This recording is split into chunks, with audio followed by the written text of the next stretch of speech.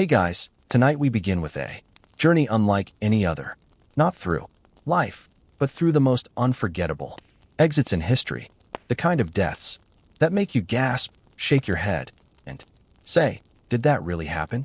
From ancient warriors who chose flames over surrender to inventors taken out by their own inventions, history's most epic deaths are often as poetic as they are tragic. So, before you get comfortable, take a moment to like the video and subscribe, but only if you genuinely enjoy what I do here, and let me know in the comments where you're tuning in from and what time it is for you. It's always fascinating to see who's joining us from around the world. Now dim the lights, maybe turn on a fan for that soft background hum, and let's ease into tonight's journey together. Let's begin with Mithrates the 6th, king, warrior, master of languages, and a man so paranoid he essentially turned himself into a living science experiment, ruling the kingdom of Pontus. In the 1st century BC, Mithrates lived in constant fear of assassination, which to be fair was a pretty rational fear for ancient monarchs. Poison was the medieval espresso shot. Quick, easy, and very much in fashion at royal dinner parties. So what did he do? He started micro-doing everything that could kill him. Hemlock, a pinch. Arsenic, a dash. Belladonna, just a taste. Over time, he built up what was believed to be near total immunity. His personal apothecaries even created a legendary antidote called the Mithratium, a cure-all concoction so potent medieval doctors were still trying to replicate it over 1,000 years later. This man didn't just eat food. He dared it to try anything. But then came Rome. They didn't care about his science project. Rome wanted Pontus. And after a series of bloody conflicts, Mithrates found himself cornered, betrayed, surrounded, and facing capture. The proud king decided he wouldn't give his enemies the satisfaction of parading him through the streets of Rome in chains.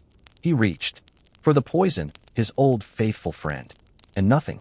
After years of carefully inoculating himself against death, he was in fact immune to dying. At least, the quiet, elegant kind. Like a chef who couldn't be burned, or a fish who forgot how to drown, Mithrates had outplayed his own exit strategy.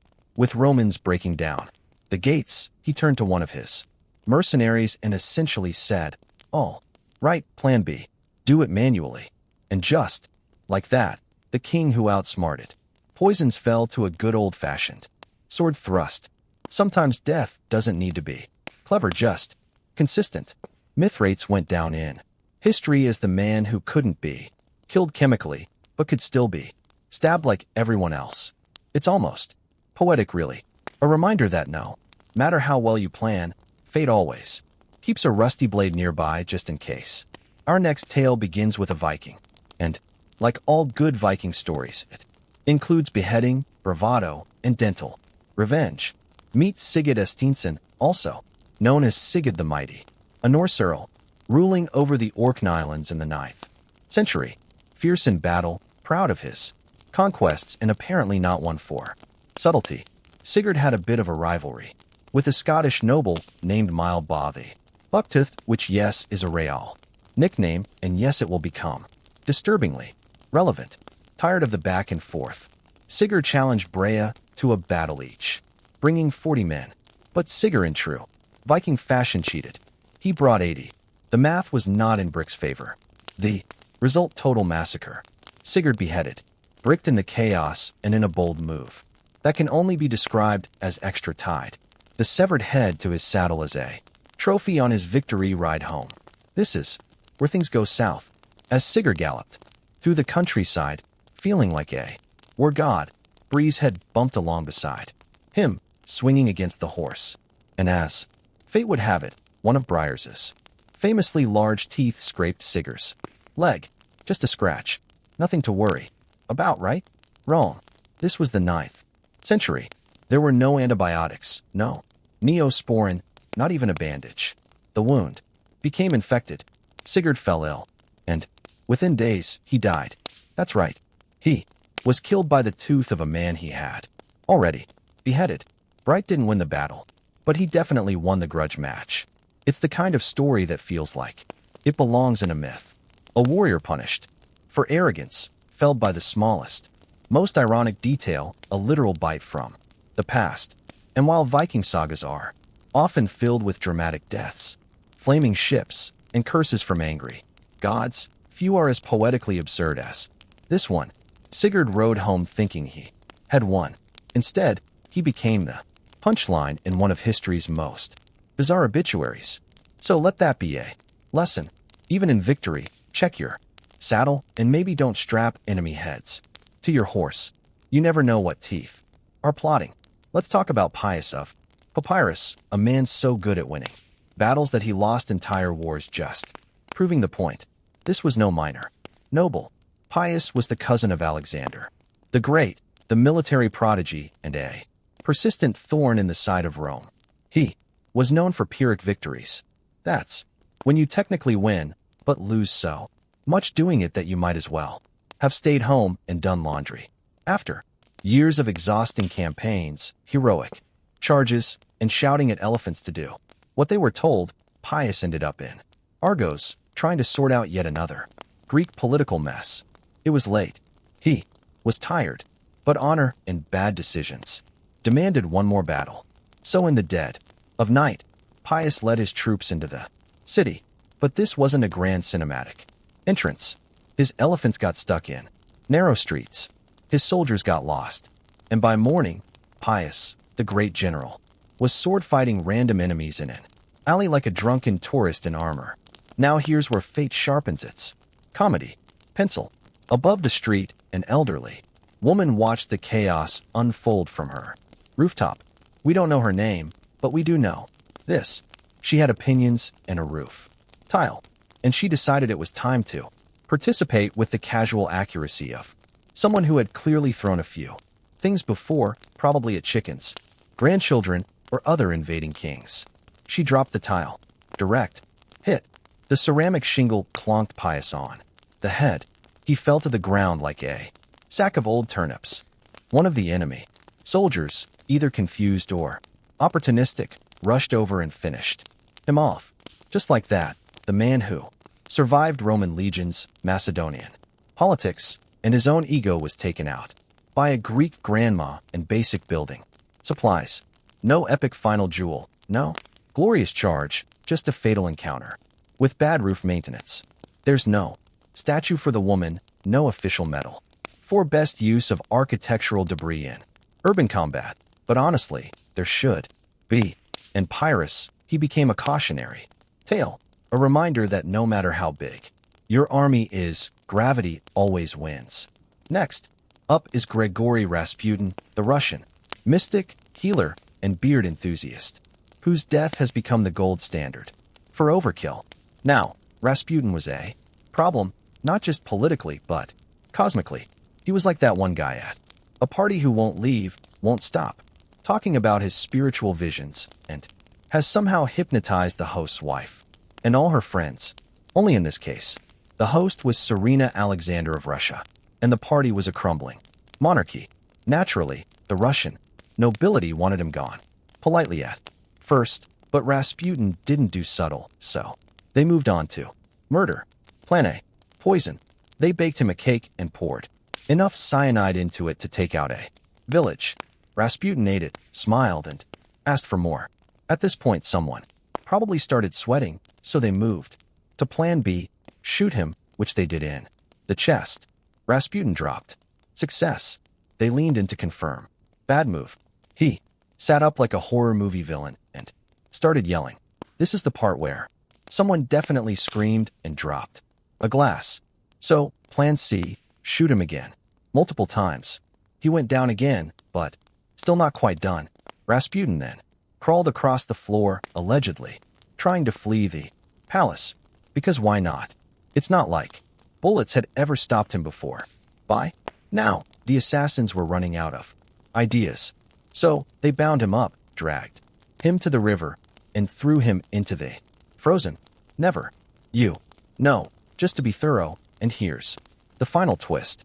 When his body was found downstream, his hands were reportedly clawing at the ice, which implies he was still alive underwater. trying to escape, because of course he was. It took poison, gunfire, blunt force, trauma, and drowning to finally end. Rasputin, if they'd tried stabbing him with garlic or driving a stake through his heart, no one would have even blinked. So what do we learn here?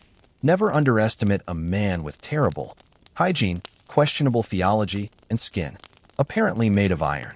Our next exit comes courtesy of Crepus of Sully, a Stoic philosopher from ancient Greece, who spent his life contemplating logic, ethics, and apparently figging livestock. Now, Stoic philosophers were known for their seriousness.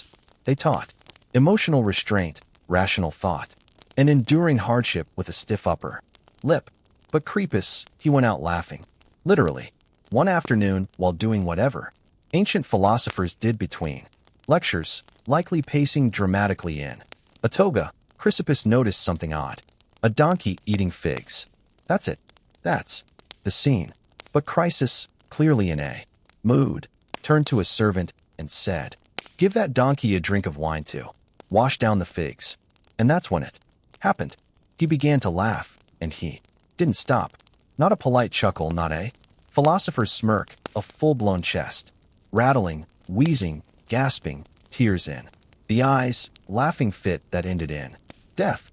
Yes, the man who could lecture for hours about the nature of the universe died because he thought a donkey eating fruit and sipping wine was too funny to live through. To be clear, this wasn't the first time ancient Greek philosophers died in bizarre ways. One supposedly choked on a fig, another fell into a well while stargazing. But Chrysippus truly committed to the bit. Imagine the scene. Scholars gathered around, ready for another lesson in virtue, only to find their teacher sprawled on the floor, still smiling, possibly Migil. Not exactly the legacy Plato had in mind. There's something beautifully ironic about a Stoic, someone whose entire life was about controlling emotion, being undone by a single punchline. It's like if a fire safety instructor went out juggling matches near a curtain. And what a legacy.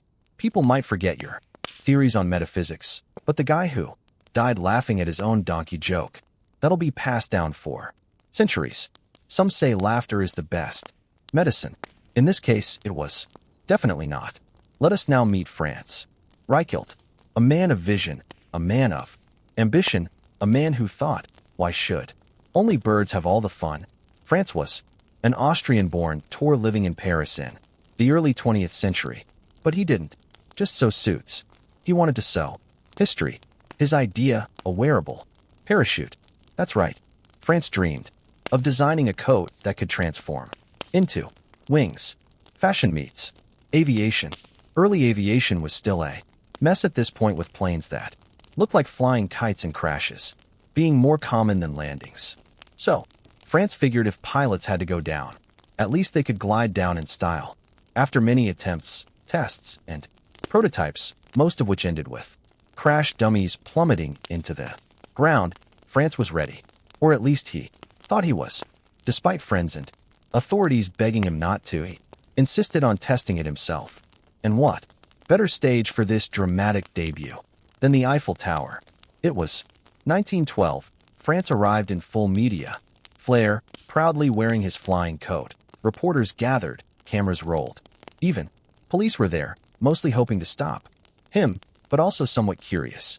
He climbed the tower, waved to the crowd, and stood on the ledge. And then he jumped.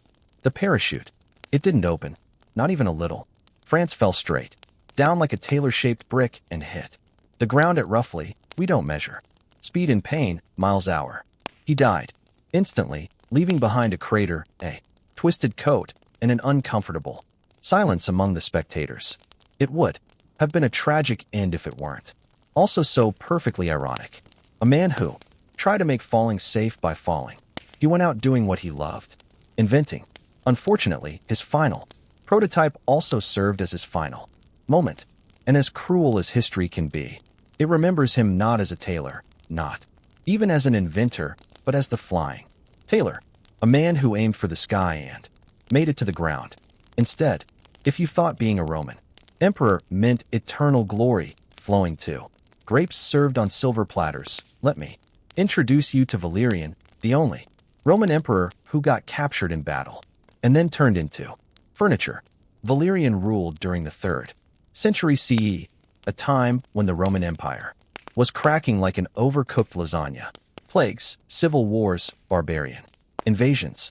It was bring your own chaos every year. Still, Valerian tried to hold it all together. One of his main challenges, the Persians, specifically a king named Shapil, who had absolutely no patience for Roman posturing. So, Valerian gathered his army and marched east, determined to assert dominance. It did not go well. In the Battle of Edessa, the Roman army was obliterated, and Valerian was taken alive, a rarity. Back then, capturing an emperor was like catching a unicorn in a bear trap. You'd think Shaper might ransom him or make a diplomatic power play. Nope. Shaper had a better idea. He used Valerian as a literal human foot tool. That's right. Whenever Shaper mounted his horse, he had the former emperor brought out to kneel beneath his boots daily, publicly. It's not just humiliation, it's humiliation with. And let's be honest, a taxidermist's worst day on the job. Rome, of course, was not pleased. They never officially acknowledged Valerian's fate. They acted like he just sort of disappeared, probably sipping wine in retirement, right? Sure. But Valerian's fate stuck in the historical memory. A mighty emperor brought down by hubris, bad strategy, and a king with a very literal sense of humor. Say hello to King Adolf Frederick of Sweden. A monarch remembered less for ruling a nation and more for losing a jewel with his own dinner. Adolf Frederick reigned during the 18th century, a relatively peaceful time in Swedish history. He wasn't known for waging wars, passing sweeping reforms, or writing philosophical treatises. No, he's famous for eating himself to death, and not metaphorically. This was not a poetic devoured by ambition situation. This was a literal death by buffet. It was Fat Tuesday 1771, the last day before Lent. A perfect excuse to indulge, and King Adolf did not hold back.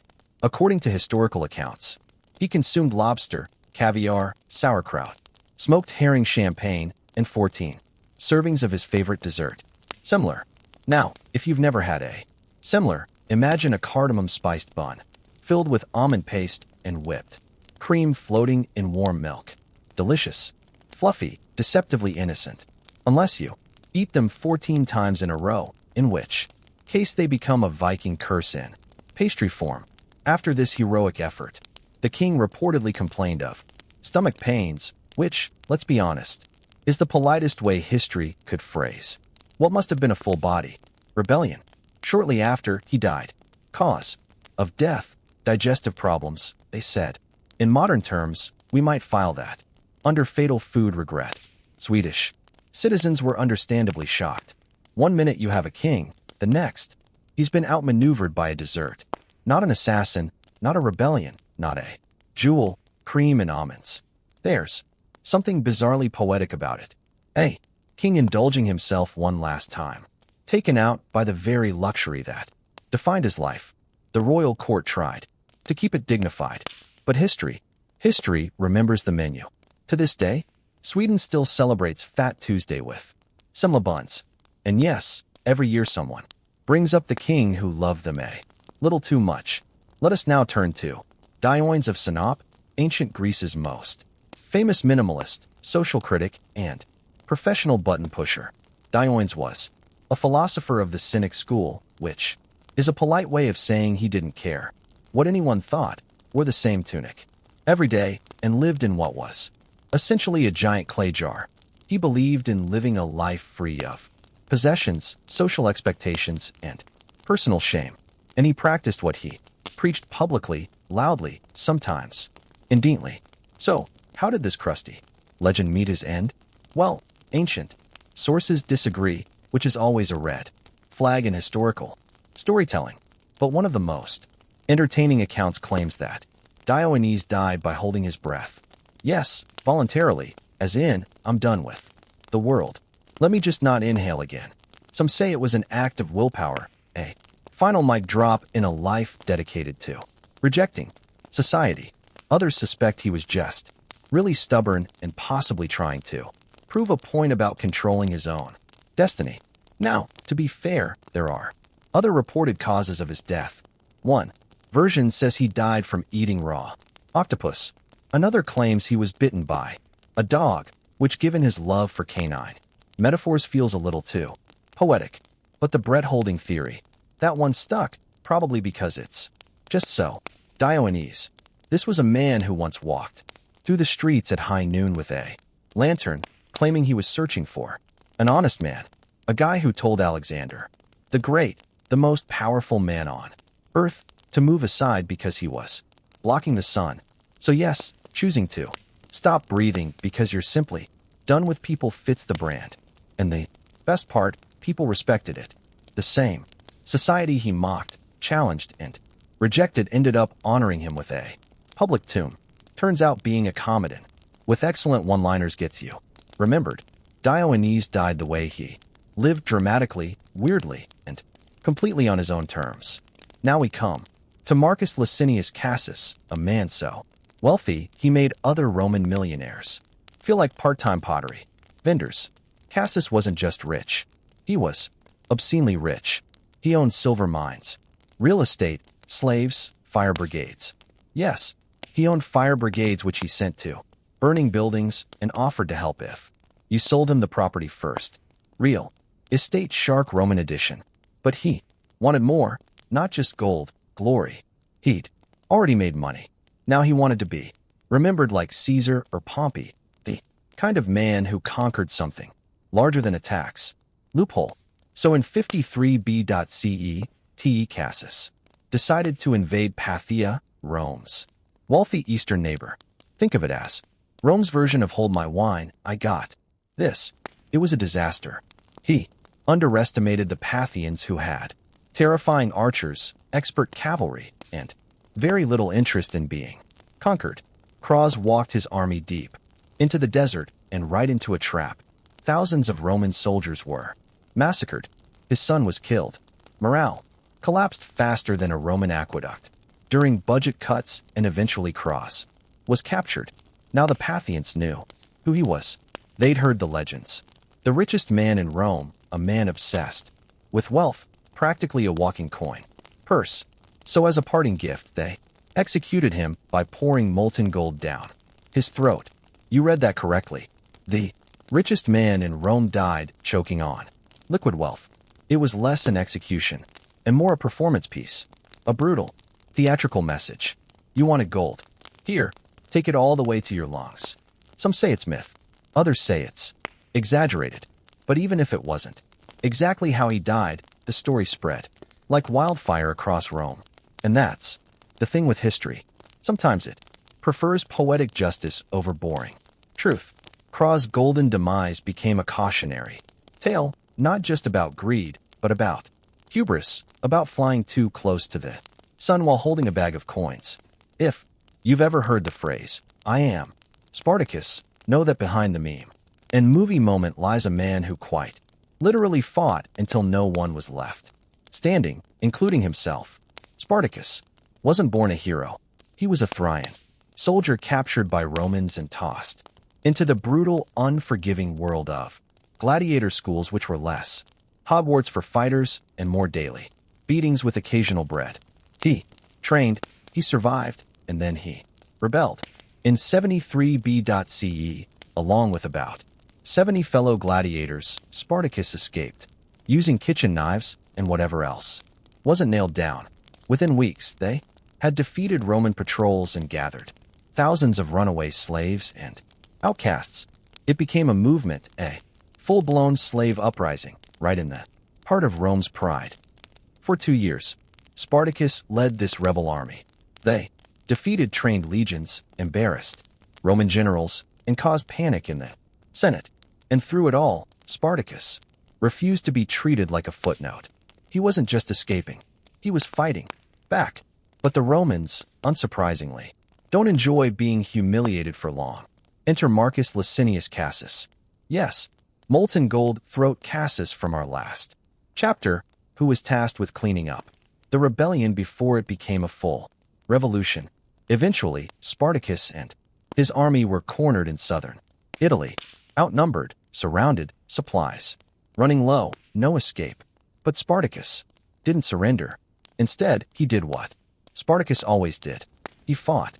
According to ancient sources, he charged directly toward Crus himself, slicing through soldiers like a man who had absolutely no interest in retiring.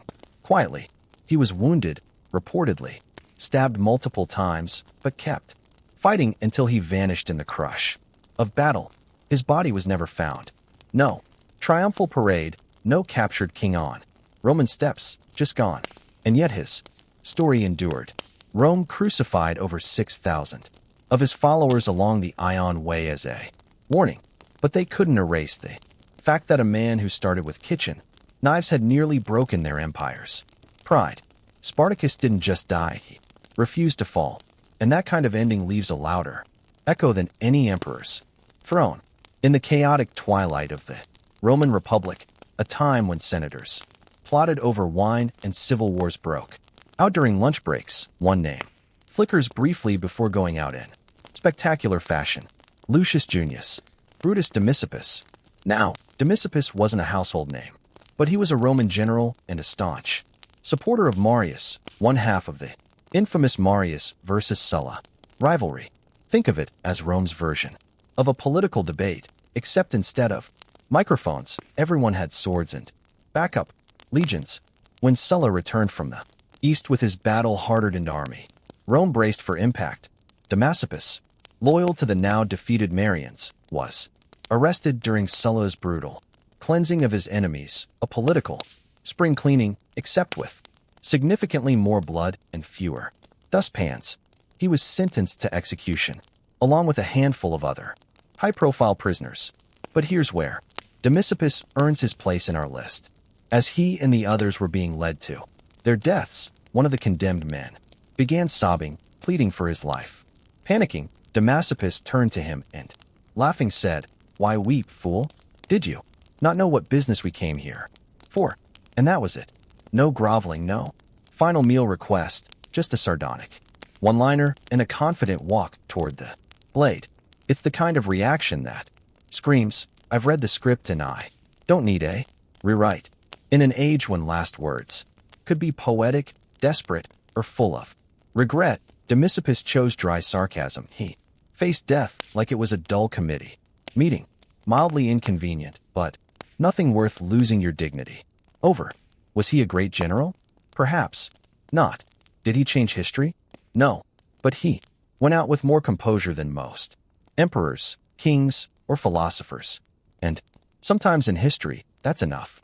He faced the end not with fear, but with a shrug, a joke, and impeccable timing. If history had a most likely to be assassinated by lunchtime yearbook, Caligula would have been on the cover in full laurel crown, smiling, born gas. Julius Caesar Germanicus, he started out promising. The Roman people loved him. The army adored him. He was the son of a war hero raised in the imperial palace. And for a brief moment in 37 C, he looked like Rome's golden boy. Then the cheese slid entirely off the cracker. Caligula's reign spiraled into a fever dream of paranoia, delusion, and performance art-level governance. He declared himself a god, demanded to be worshipped as such, and famously appointed his horse Incitus as a senator. Now, to be fair, the horse never attended a session, but he had a marble stable, a jeweled collar, and allegedly better table manners than most of the Senate. Caligula executed senators for blinking suspiciously, made war declarations on Poseidon. Yes, the sea god, and once ordered his army to collect seashells as war trophies. This wasn't just madness. It was creative madness. Eventually, even his closest guards got tired of dodging his daily whims. His behavior was unpredictable, his punishments theatrical, and Rome was tired of being ruled by a man who thought reality was optional. So in 41 CE, a group of conspirators led by members of the Praetorian Guard, his own security detail, decided it was time for a performance of their own. They cornered him in a corridor beneath the palace, No speeches, no poetic farewells, just stabbing. Lots of it. One source says over 30 wounds were inflicted. That's not an assassination. That's a strongly worded group project. His body was dumped in a shallow grave. No honors, no state funeral, just the end of a man who once tried to replace statues of gods with statues of himself. And yet, Caligula is still remembered, not for wisdom or reform, but for turning Rome into a circus and ruling it like a fever dream. He died as dramatically as he lived, surrounded by blades, betrayed by his own, and probably thinking, my horse could have run this place better. And honestly, he might have been right. Few people in history have had a death as weirdly specific and wine-themed as George Plantagenet, Duke of Clarence. Now, if the name rings a bell, it's because George was smack in the middle of England's messiest family feud, the Wars of the Roses. Think of it as a 15th century version of Game of Thrones, except with more velvet hats and fewer dragons. George was the younger brother of King Edward IV and the older brother of Richard III. Yes, that Richard III. And for a time, George was right in line for the throne. Unfortunately, George had two fatal flaws: ambition and a complete lack of self-preservation. He switched sides in the Civil War more than once, plotting rebellions, aligning with whoever looked strongest that week, and making enemies faster than a medieval tax collector. Eventually, King Edward, tired of George's constant backstabbing, sometimes literal, had him arrested for treason. Now, Edward faced a problem. How do you execute your own brother without making it look like a PR nightmare? Enter the weirdest royal death solution in English history. According to chroniclers, George was given a choice in how he'd like to die, and he supposedly picked being drowned in a barrel of Marmsey wine. Let that sink in. Not gallows, not axe, not even a respectable poisoning. A wine barrel, full of it, as if he wanted his obituary to read, died doing what he loved. Was this poetic, ironic, a joke that went too far? Historians still argue about whether it really happened or if it was a satirical flourish added later. But the image stuck, and honestly, even if it's exaggerated, it feels like something Clarence would have requested. Messy, extravagant, and mildly ridiculous. He was buried in Westminster Abbey, probably stone-cold sober by then, and largely forgotten except for the rather splashy nature of his demise. So, if you ever feel like your family has drama, just remember, at least no one's been accused of treason, sentenced to death by wine barrel, and turned into England's most drinkable cautionary tale. Now, that's a vintage ending. To close out our journey of legendary exits, we arrive at a tale that proves brilliance is no defense. Basically the kind of guy who could glance at a puddle and discover fluid mechanics. He invented levers, pulleys, war machines, and once reportedly defended the city of Syracuse with giant mirrors that reflected sunlight to set Roman ships on fire. Whether or not that last bit is true, the man was undeniably sharp. Unfortunately, what he wasn't was social. In 212 BCE, the Romans finally captured Syracuse after a long and brutal siege. Soldiers poured into the city, looting, shouting, searching for enemies. And there on the ground, bent over a diagram in the sand, was Archimedes. He was sketching deep in thought, probably working out some eternal truth about spirals or catapults, or how many camels it takes to fill a bath. A Roman soldier approached. Now, most people upon seeing a man with a sword might stand up, greet him, maybe say, "Please don't kill me." But not Archimedes. Legend says he simply looked up and said, "Do not disturb my circles." That was it. No plea, no introduction, just a firm boundary about his geometry.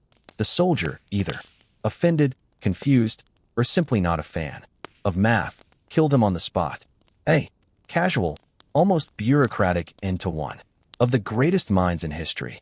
When the Roman general Marcellus found out, he was furious. He'd given strict orders that Archimedes be spared. The man was too valuable, too brilliant to waste. But alas, brilliance is no match for a confused foot soldier and a bad attitude. There's a strange poetry in it. Archimedes, the man who calculated the volume of irregular shapes and invented the screw pump, failed not by a rival genius, but by someone who probably didn't even know what a hypotenuse was. And so, one of history's brightest lights was snuffed out mid-equation. Let that be a lesson. If you're working on a big idea, maybe look up once in a while, especially during an invasion. Being royalty came with a lot of perks. Velvet robes, bottomless feasts, a private choir or two.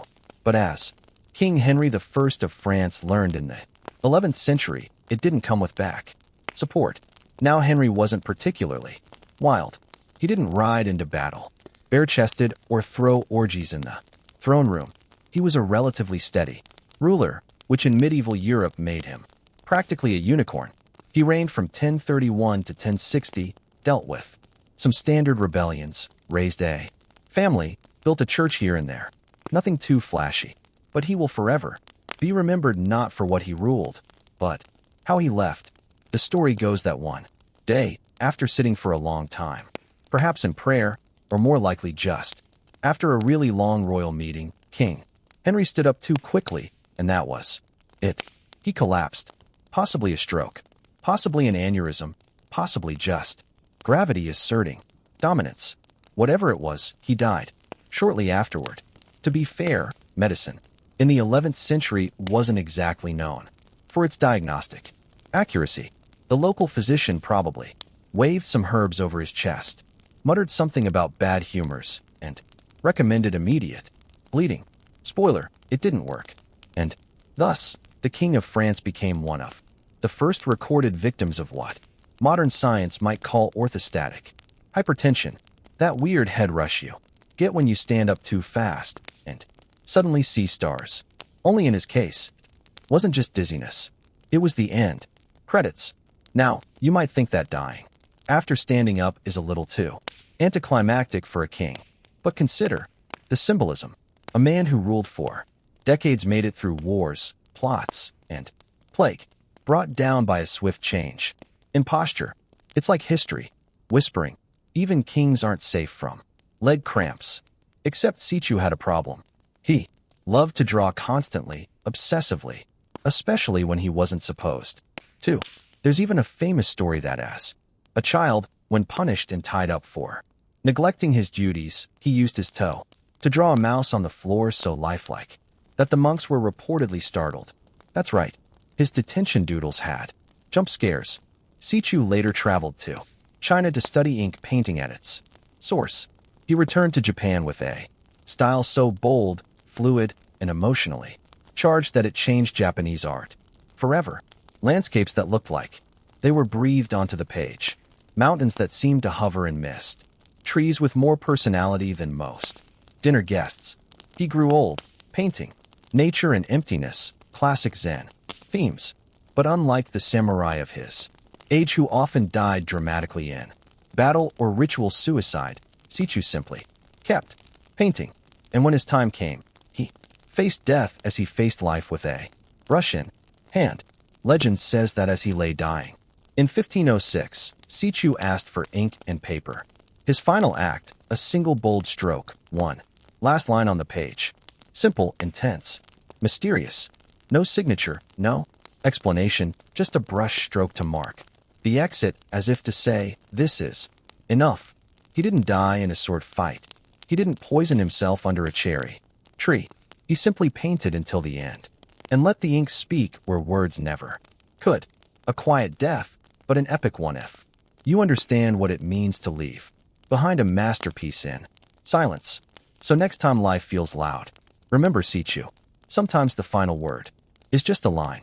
If you've ever imagined a samurai death as noble, cinematic, and wrapped in cherry blossoms, Seigo Takamori is the man your imagination was borrowing from.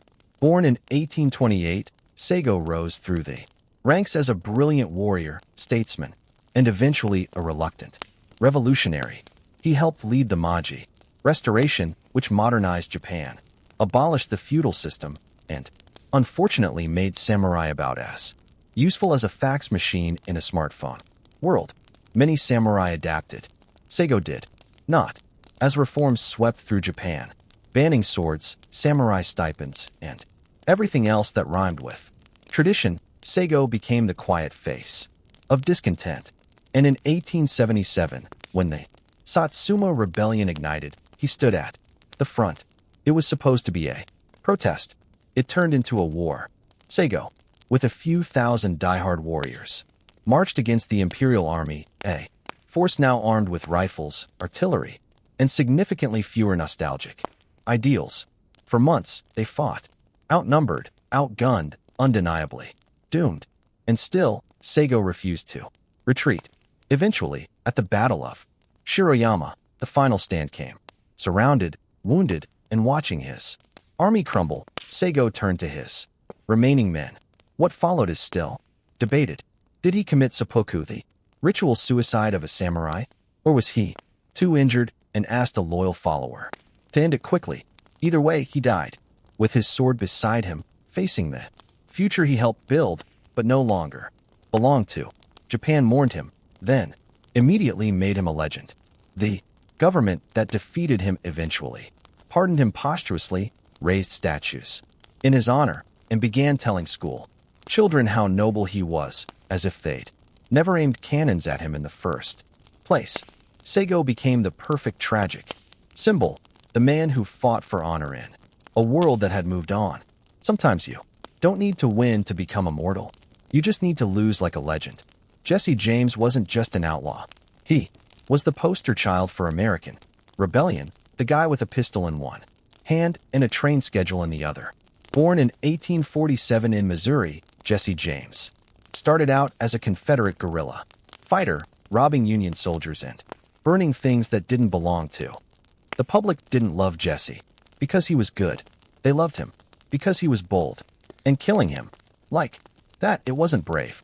It was convenient. Jesse James died not in a blaze of gunfire or a dramatic. Sometimes history isn't a duel at high noon. Sometimes it's just someone who turned their back and someone else who couldn't resist the reward. If you've never heard of Isambard Kingdom Brunel, just know this. He wore a top hat, built half of Victorian Britain, and had a name that sounded like it should come with its own locomotive. Born in 1806, Brunel was the kind of genius who sketched bridges during breakfast and casually redefined what an impossible project looked like. He built tunnels under rivers, suspension bridges over valleys, and trains that moved faster than common sense allowed. But his biggest dream, ships, big ones, really big ones. In the mid-9th century, Brunel designed the SS Great Eastern, a steam ship so massive it made other vessels look like bath toys. It was over 700 feet long, powered by both paddle wheels and a screw propeller, and designed to sail from England to Australia without refueling. It was also unfortunately cursed from the start. During its construction, workers died. Fires broke out. A launch attempt failed twice. One man was literally glued inside a whole panel for days before being rescued. The ship was so heavy it had to be launched sideways, which sounds cool until you realize it almost flattened a warehouse. Brunel, already suffering from stress, chain smoking cigars like they were oxygen, had a stroke during all of this. And not just anywhere, on the ship itself. While watching a demonstration of a new engine room feature, some say the stress killed him. Others say it was the absurd weight of expectation. Either way, he died just days before the ship's maiden voyage in 1859. And here's the kicker. On that first journey, the ship exploded. A steam pipe ruptured. 6 people died. It survived the voyage, but the dream already cracked. Brunel's death wasn't as theatrical as a battlefield or betrayal, but it was poetic. He was undone by his own brilliance, pushing the limits of what humanity could build, and forgetting that physics and fate don't always cooperate. So, while most people are buried quietly, Brunel was effectively outlived by a floating skyscraper that nearly collapsed on top of his legacy. Still, bridges stand, tunnels hold, and the hat iconic, sometimes the most epic Deaths happen when you dream a little. Too big, and reality doesn't. Blink. Cleopatra Selene II was born into a world ablaze with ambition, myth, and political warfare.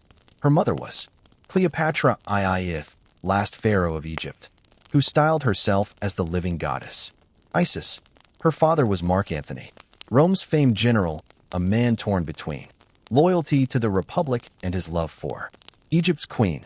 From the moment of her birth in 40 BCE, Selene was more than just a child. She was a symbol, a living promise that Egypt and Rome could rule together, not as rivals, but as partners. She was born in Alexandria, the city of wonders. Imagine growing up under marble colonnades and towering obelisks where priests chanted in ancient tongues and philosophers argued under star maps. The Library of Alexandria was still breathing, the cult of Isis still powerful. Selene, along with her twin brother, Alexander Helios, received a royal education, Greek philosophy, Egyptian religion, and Roman politics. She learned to walk a line few could even see, but despite the incense and ceremony, she was also born into a political trap. Cleopatra and Antony had carved up the Eastern Mediterranean like a wedding cake, giving their children grand titles they had no real armies to back.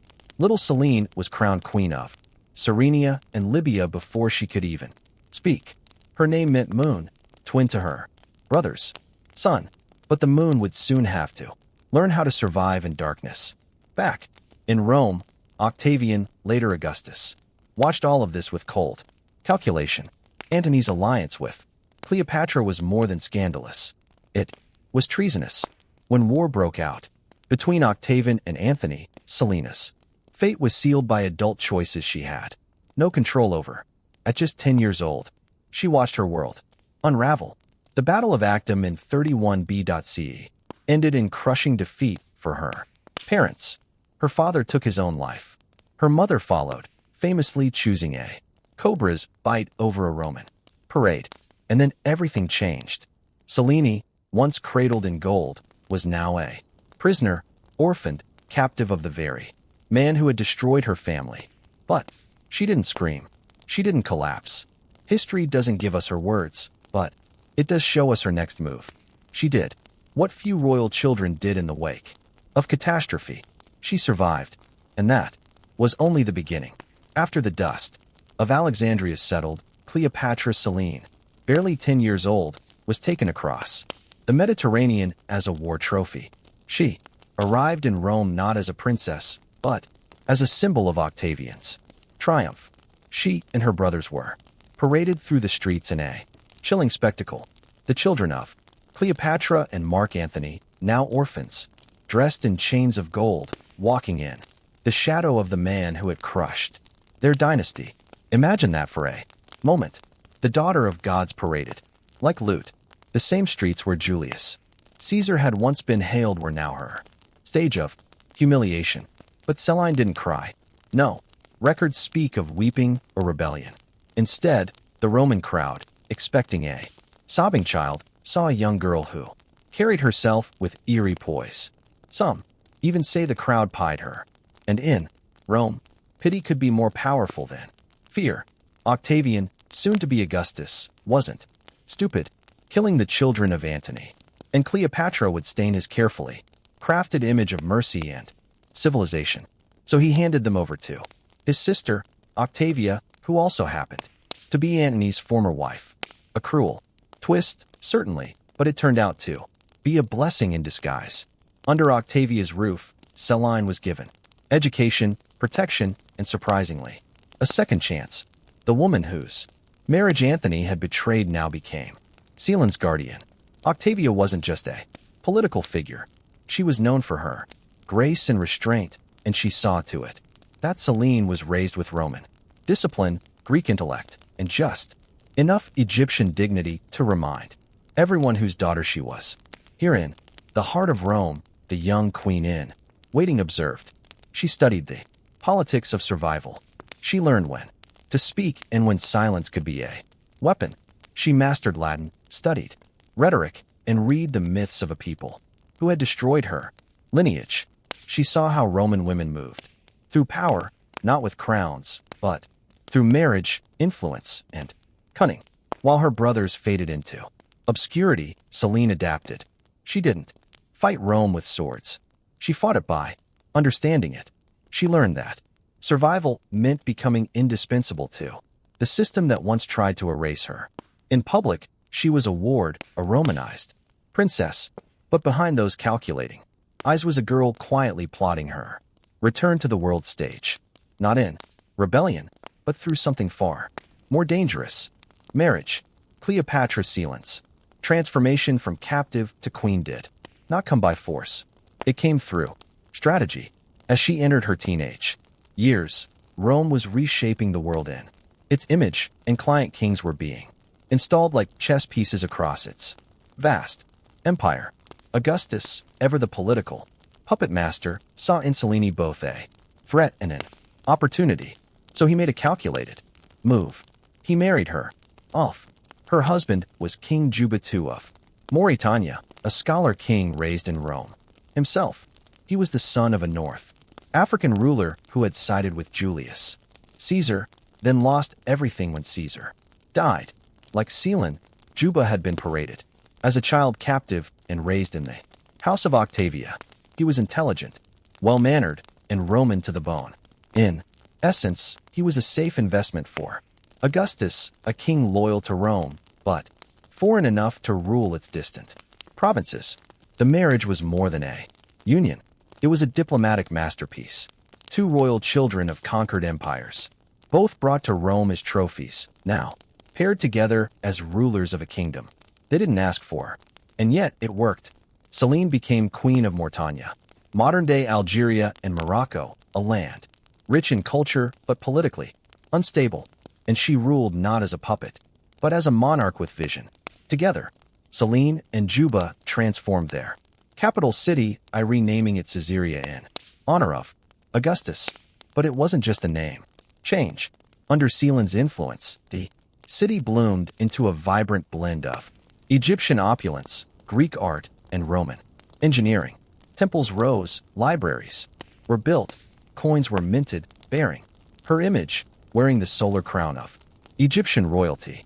Subtle perhaps, but a powerful nod to her ancestry. Selene wasn't just playing queen. She was leaving her mark on an entire region. While Juba focused on diplomacy and writing, he fancied himself a historian and geographer. Selene brought statecraft. She managed trade, patronized the arts, and infused the kingdom with a hybrid identity that was unmistakably her own. Here, far from Rome's shadow and Alexandria's ruins, Cleopatra Sane didn't just survive. She thrived. Her life, once shattered by politics and bloodshed, had become something rare in the ancient world, a tale of quiet reclamation. She was no longer a symbol. She was a sovereign, and she wasn't finished yet. Cleopatra Sane was not content to be a ceremonial figure or a quiet consort to Juba. She had been born into empire, tutored by tragedy and sharpened by humiliation. Now with a throne beneath her and a kingdom at stake, she brought forth something Rome had never quite seen. A queen who blended three civilizations into one vision. Mauritania had always been a cultural crossroads. Berber tribes, Phoenician traders, and Carthaginian ghosts haunted its coasts. But under Selene, this mosaic became deliberate.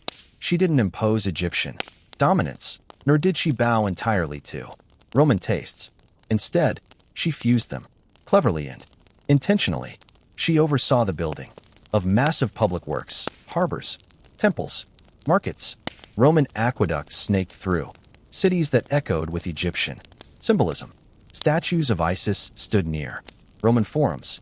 Greek theaters thrived alongside African-style craftsmanship. The result wasn't confusion. It was harmony. A kingdom that felt ancient and modern at once, loyal to Rome, but uniquely its own.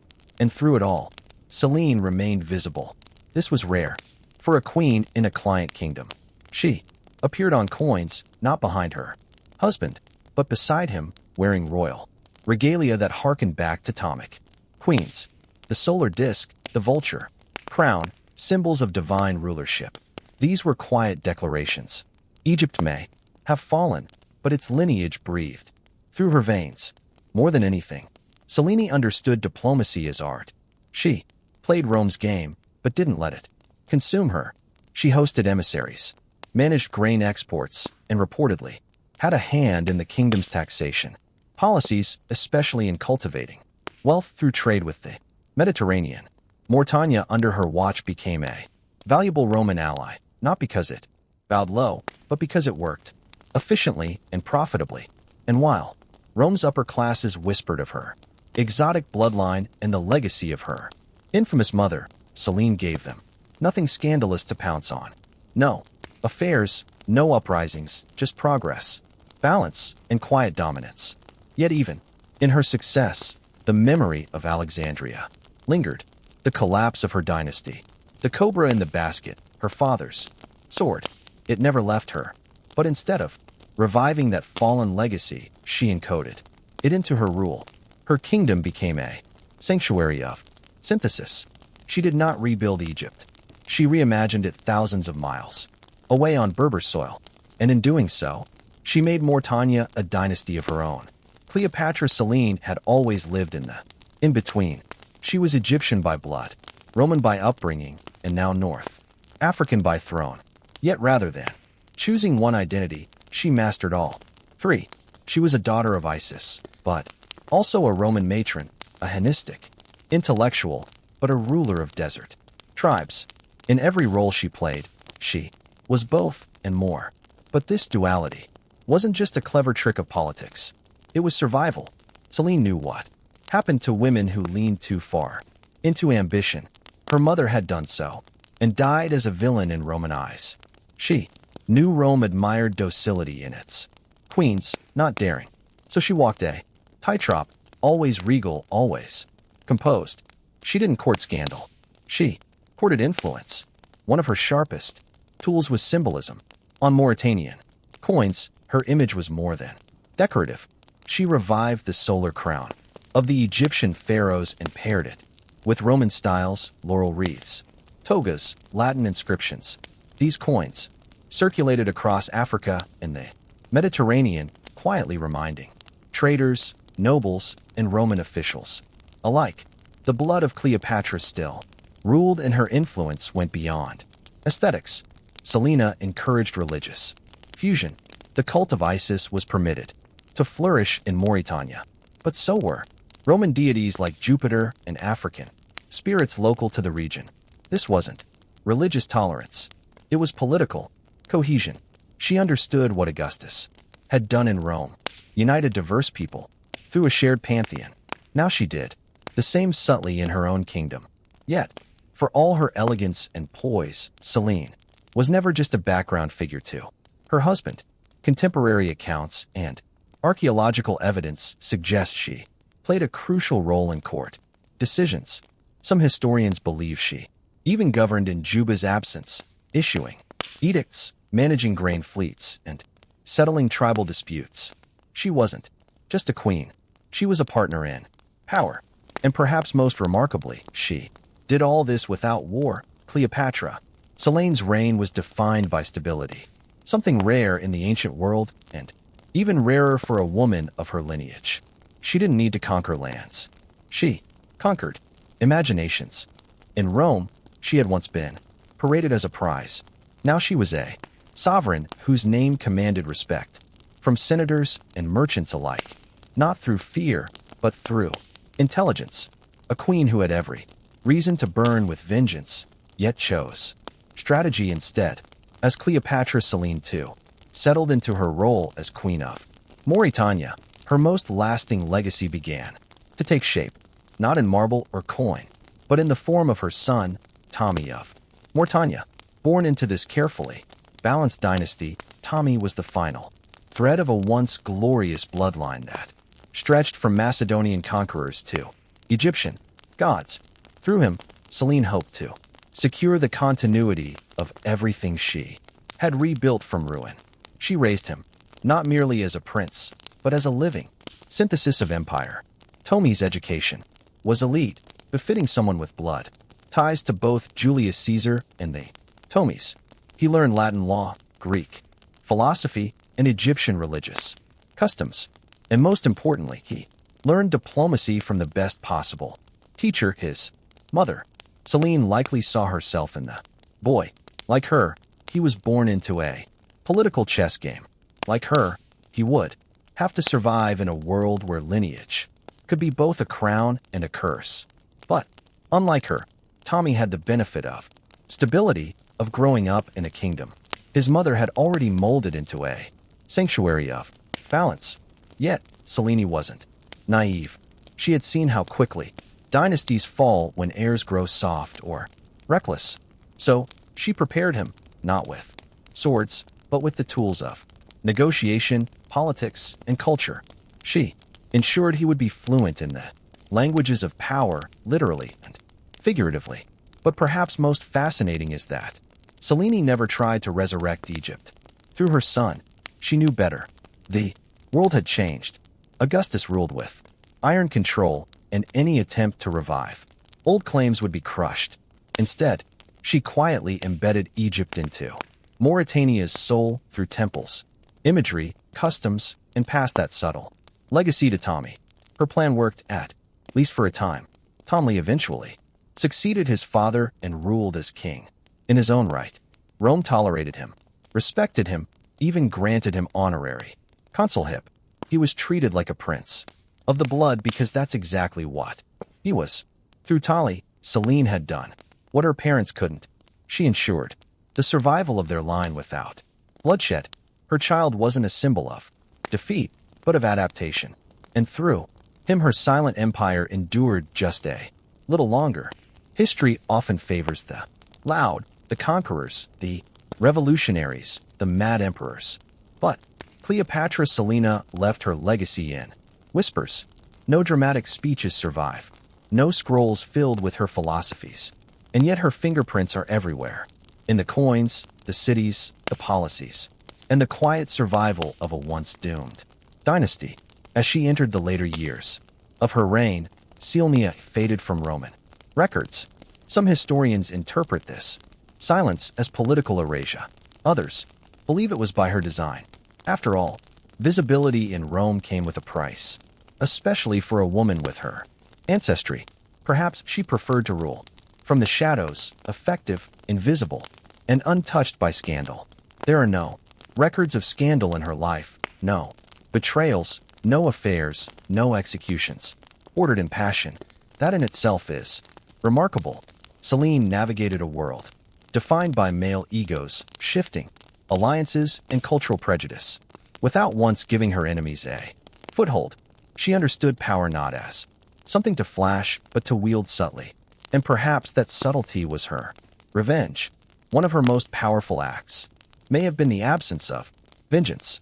Unlike her mother, she never sought to reclaim Egypt. She didn't challenge Augustus or agitate against Rome. Instead, she ensured that her people, those who had followed her from Alexandria or remembered the old gods, were given refuge in her hybrid kingdom. Archaeological findings suggest Mauritania under her reign saw a fusion of religious practices, Egyptianary art found alongside Roman mosaics, North African shrines dedicated to Isis, nestled beside altars to Jupiter. It was a spiritual mosaic held together by her quiet hand. Even the capital city, Caesarea, bore her influence. While named after Augustus, its soul reflected her. Public works flourished. Architecture carried holistic elegance, and local crafts were elevated to state-sponsored prestige. She wasn't rebuilding Alexandria. She was outgrowing it.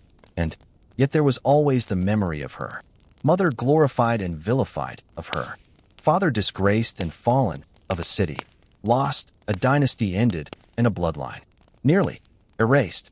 Selene didn't speak of these things. History doesn't give her voice. But she didn't need to. Her silence was a language of its own.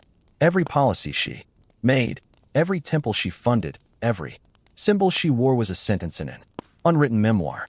The world forgot her words, but it remembered her results. And then she was gone. Cleopatra Selena, queen, daughter of two legends, ruler of a kingdom, crafted in cultural gold, simply disappears from the record.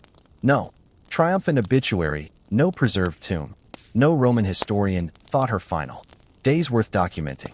For someone born amid fireworks of history, her end came like a fading candle.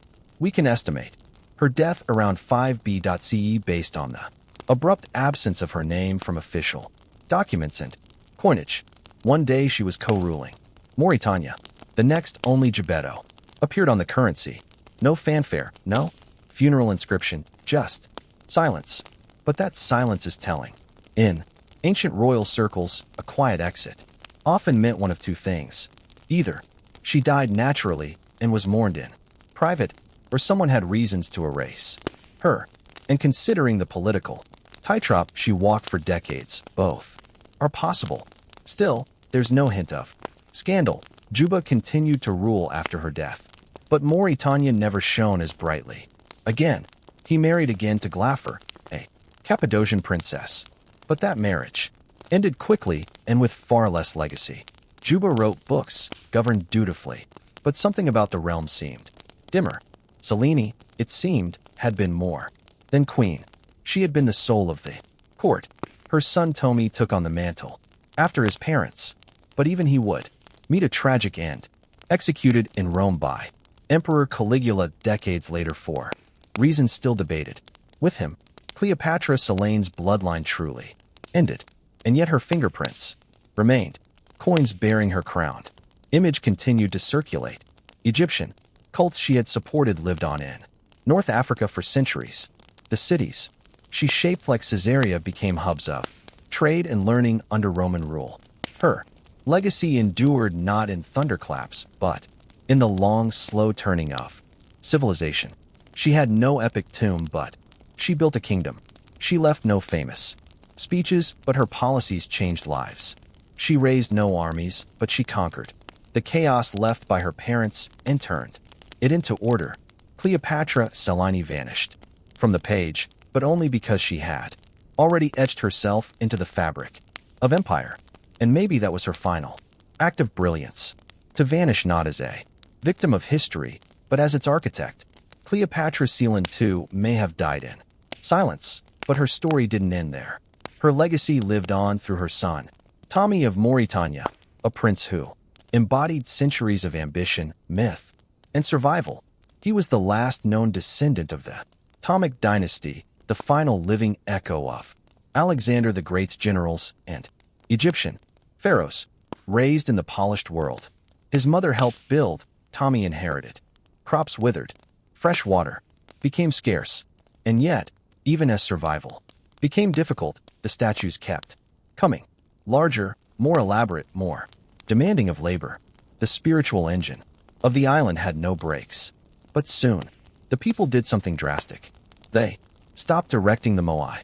Some statues were abandoned mid-transport, left lying along ancient roads like forgotten giants. Others were half-finished at the quarry, their chisels frozen in time. The spiritual arms race had reached its limit. The ancestors could no longer provide what the earth could not sustain. Then came the topplings. Archaeological evidence shows that, beginning in the late 1600s, moai across the island were deliberately pushed over, their necks snapped, their faces shattered. This wasn't the work of nature. It was human conflict. Clans began wearing over land, water, and prestige. The very statues that once embodied unity became targets of revenge and rage. Oral traditions describe this period as the rise of the Kiri Moai, the time of statue toppling. With faith in the Moai system collapsing, power shifted toward a new spiritual political order. The Birdman cult, which emphasized agility, competition, and ritual warfare over ancestral manner. This cultural upheaval marked the end of an era.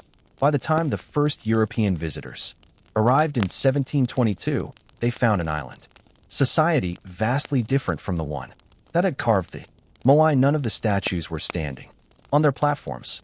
The once vibrant spiritual system was broken, and the people were struggling to survive in a deforested, divided land. The downfall of Rapa Nui wasn't caused by a single event. It was a slow-motion collapse, triggered by environmental exhaustion, social competition, and a spiritual system that couldn't adapt quickly enough. What remained were toppled gods, in stone, staring up at the sky, as if asking how it all went wrong. When Dutch explorer Jacob Roggeveen arrived on Easter Sunday in 1722, he found a society that had already endured collapse. The Moai stood, toppled. The forests were gone. The Rapanui people were few in number, thin, weary, and weathered by generations of hardship. Roggeveen's men noted the statues and the barren landscape, but failed to understand the civilization that had created them. And then the outsiders kept coming. Over the next 2 centuries, European contact brought devastation to Rapanui. Whalers, missionaries, traders, and slavers arrived, each leaving their own mark, and most of them erasing more than they recorded.